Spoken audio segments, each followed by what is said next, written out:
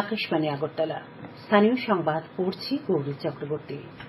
আজ 25শে বৈশাখ। বিশ্বকবি ও বিশ্ব মানবতার প্রতীক রবীন্দ্রনাথ ঠাকুরের 163তম জন্মজয়ন্তী রবীন্দ্র জয়ন্তী রাজ্যেও নানা অনুষ্ঠানের মধ্য দিয়ে পালন করা হচ্ছে। সকাল থেকে শুরু হয়েছে অনুষ্ঠান। রাজন্য আমলে কবিগুরুর সঙ্গে ত্রিপুরার সম্পর্ক ছিল নিবিড়। ত্রিপুরায় কবিগুরু 7 বার এসেছিলেন। ত্রিপুরার কবি বহু গান ও কবিতা রচনা করেছেন।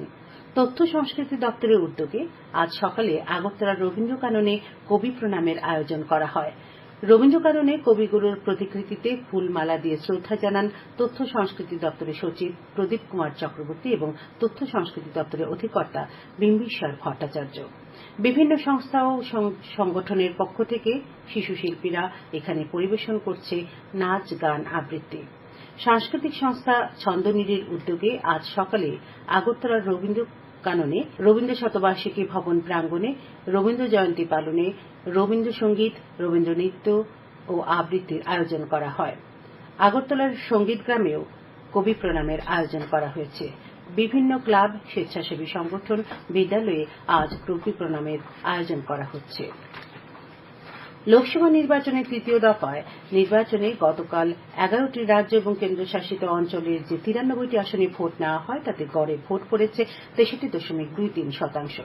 নির্বাচন কমিশন থেকে জানানো হয়, আসামের 4টি কেন্দ্রে ভোট পড়েছে 76.91%, বিহারের 5টি কেন্দ্রে 58.02%, ছত্তিশগড়ের 7টি কেন্দ্রে ভোট পড়েছে 69.04%, দমন-দিউ এবং দাদরা নগর হাভেলির 2টি আসনে ভোট পড়েছে 65.23%, গোয়ায় 2টি আসনে 74.52%, গুজরাটে 26টি আসনে 57.48%, কর্ণাটকের 14টি আসনে 69.50%, মধ্যপ্রদেশের 8টি আসনে 66.05%, মহারাষ্ট্রের 11টি আসনে ভোট পড়েছে 61%, উত্তরপ্রদেশে 10টি আসনে ভোট পড়েছে 57.34% এবং পশ্চিমবঙ্গের 4টি আসনে ভোট পড়েছে 73.96%।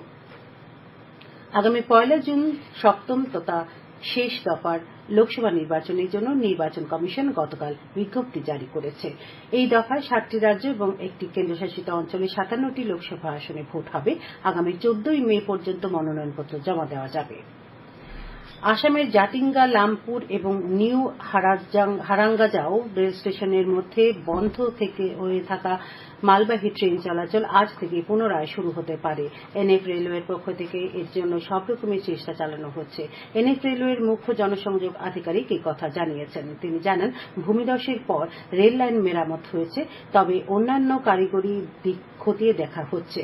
উল্লেখ করা যেতে পারে, ধসের ফলে গত 25শে এপ্রিল থেকে এই পথে মালবাহী ট্রেন চলাচল বন্ধ রাখা হয়, তবে দূরপাল্লার যাত্রীবাহী ট্রেন চলাচল অব্যাহত রয়েছে।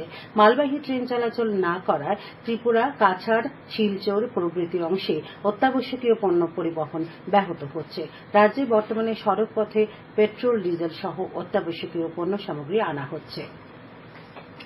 এনআইটি আগরতলার ম্যানেজমেন্ট, হিউম্যানিটিজ এবং সোশ্যাল সায়েন্স বিভাগের অধীন 2024-25 শিক্ষাবর্ষের জন্য 2 বছরের এমবিএ কোর্সে ভর্তির আবেদন আহ্বান করা হয়েছে। অনলাইনে আবেদনের শেষ তারিখ আগামী 30শে মে। এনআইটি আগরতলার পক্ষ থেকে এক বিজ্ঞপ্তিতে এই সংবাদ জানানো হয়েছে।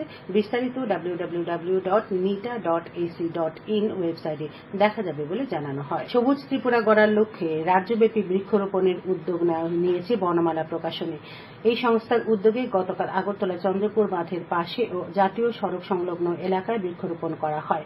বনমালা প্রকাশনীর কর্ণধার চন্দ্রশেখর বসাক জানিয়েছেন, এই সংস্থা রাজ্যে 5,000 বৃক্ষরোপণের সিদ্ধান্ত নিয়েছে।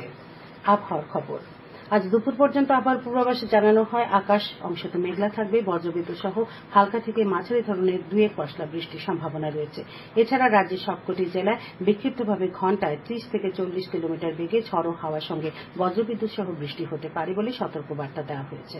আগরতলায় আজ ভোরে সর্বনিম্ন তাপমাত্রা রেকর্ড করা হয়েছে 23.8 ডিগ্রি সেলসিয়াস। দিনের সর্বোচ্চ তাপমাত্রা থাকবে 32 ডিগ্রির কাছাকাছি। বৃষ্টি এখনো হয়নি। স্থানীয় সংবাদ এখন পর্যন্ত এখানেই শেষ হল।